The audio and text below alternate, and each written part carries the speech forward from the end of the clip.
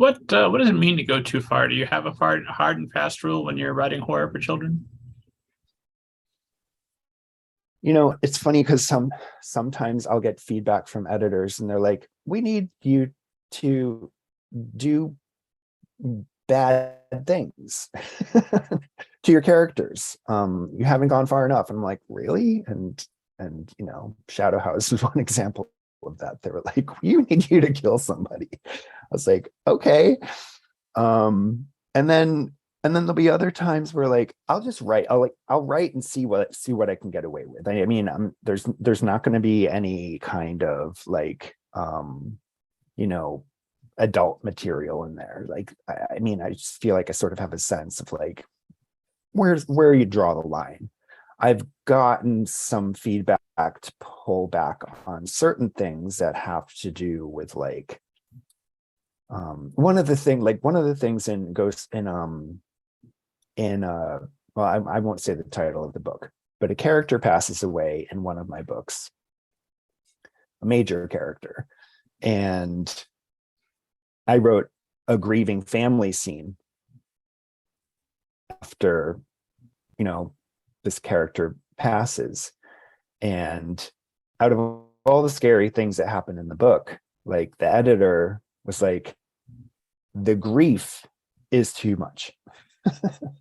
Like, take out the grieving family and we'll just jump to like what happens after the family has this moment of grief.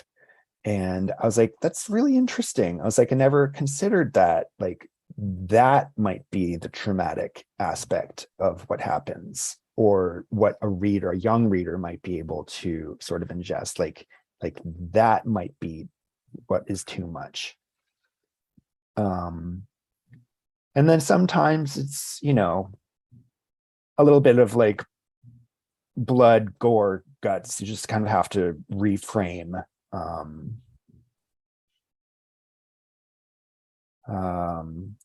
reframe the scene, reframe the details, leave out what can be imagined.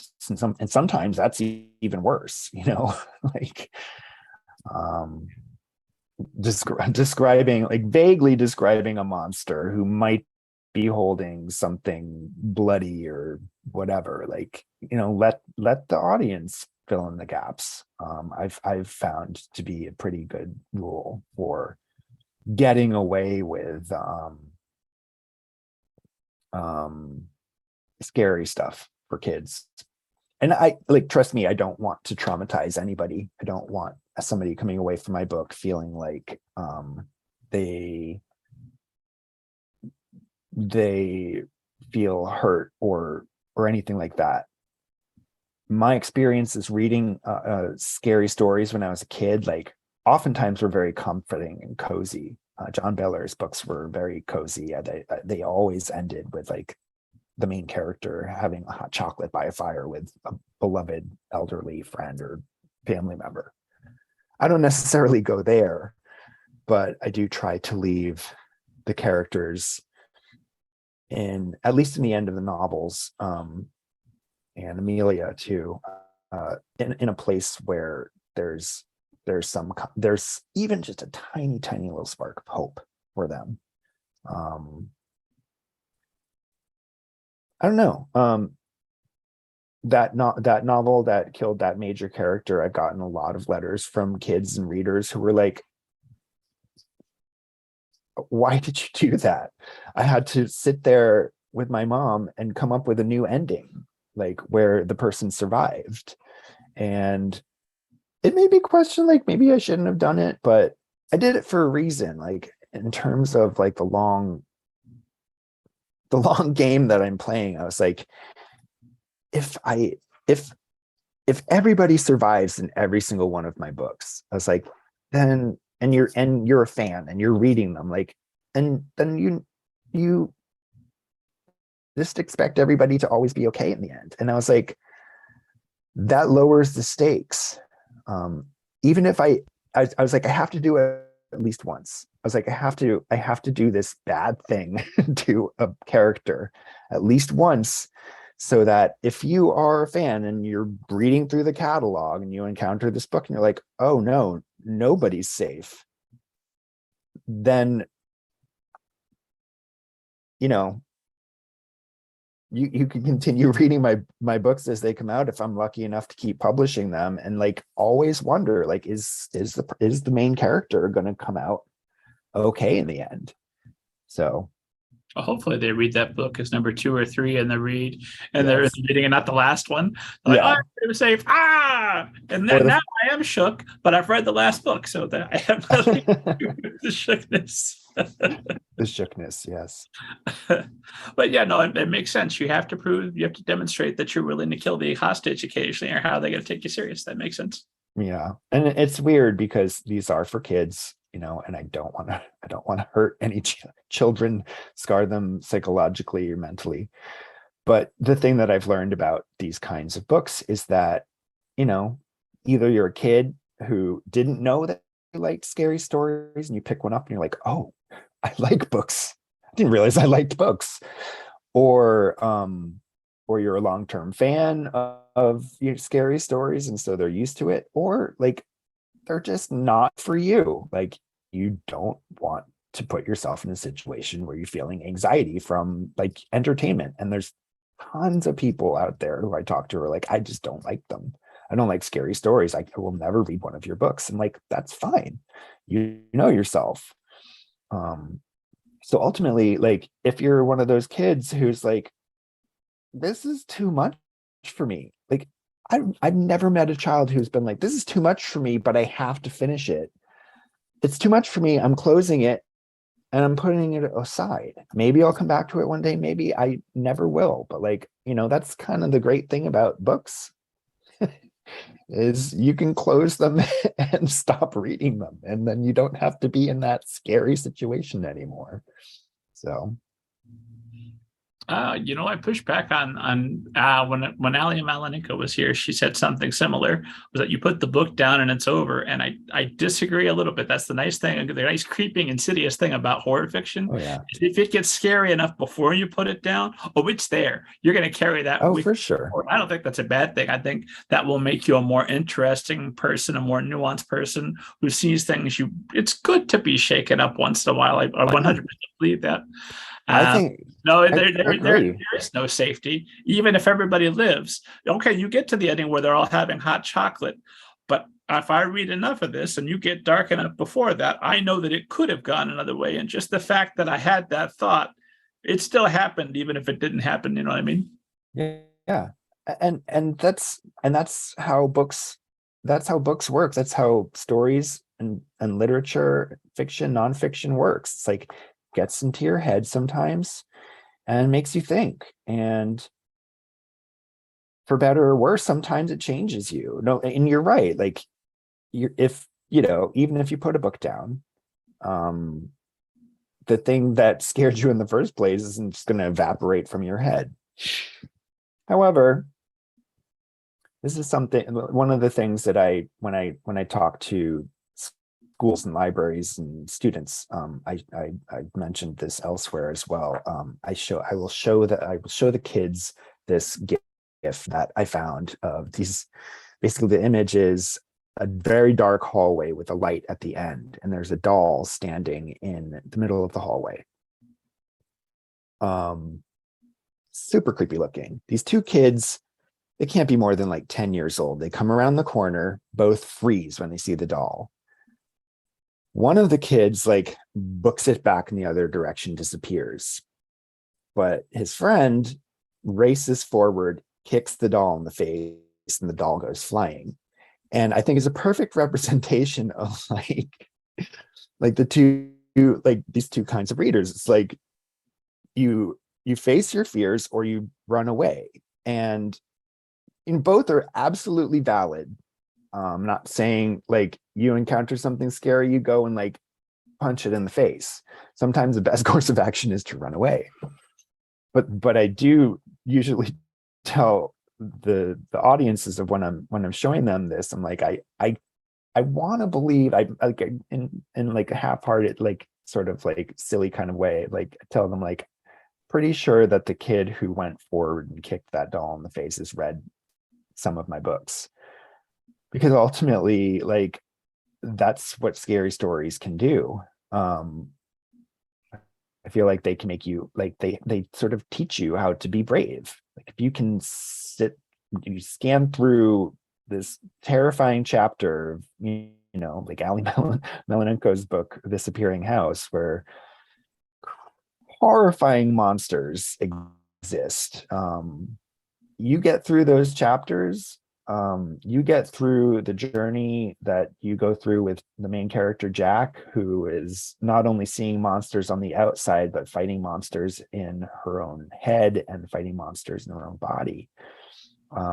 You come away from that book and a lot of these scary stories understanding how the world works, and that it's not all rainbows and unicorns and pretty flowers and best friends and sleepovers, and, like, not disparaging any of those kinds of stories, because those are appealing and fun as well. But you read horror, and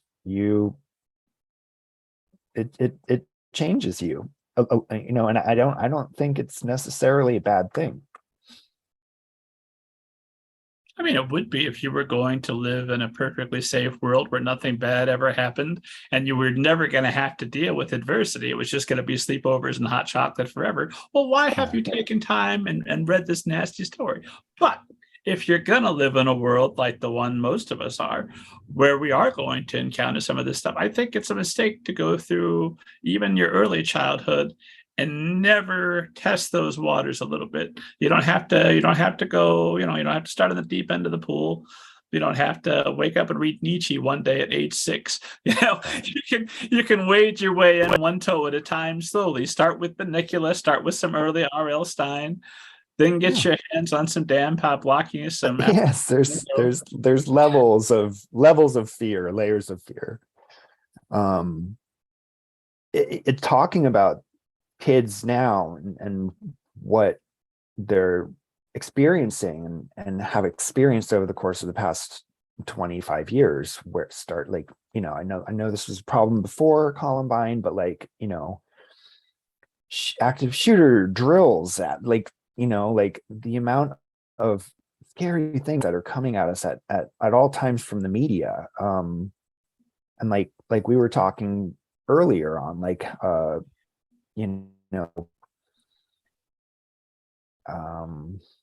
honestly, that thought just flew out of my head.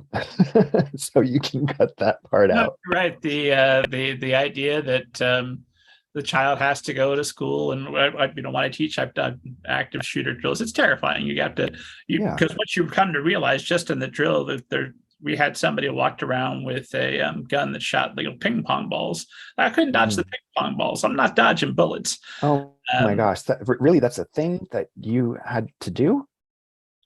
Yeah, I was training to be a substitute teacher. It was, hey, just so you know, they would go and and you had to experience where you need to be in a room to be out of the line of fire, how to barricade the door. I mean, stuff that, knock on wood, won't come in handy, but I live here in the United States, where apparently we're going to continue to sacrifice, I don't know how many children every year, because we love guns just that much. So long as I live in that country and we're going to continue with this madness, it is a practical thing to know. And these children, the idea that they're going to live in that world, they're going to know that the adults in their life are okay with some of them dying so that we can continue to live the way that we've lived. They're going to know that. But this story is too scary. This fiction tale, that traumatized me.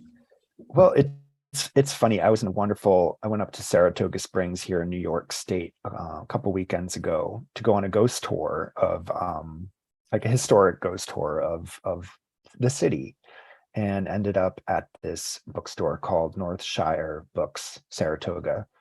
And it has one of the most incredible children's sections I've ever seen, upstairs on the second floor. I had done an event with them a very, very long time ago, maybe 10 years ago. And I hadn't been back up there. It's about an hour and a half from my house. So it's not necessarily a place where I'm, like, heading every weekend.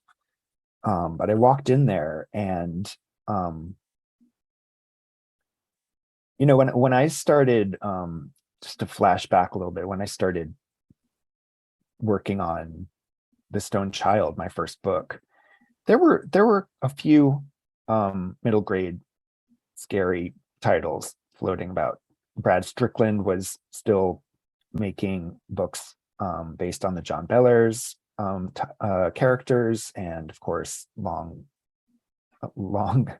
uh, stays like Mary Downing Hahn were continuing to write a book a year, and she still is. She's amazing.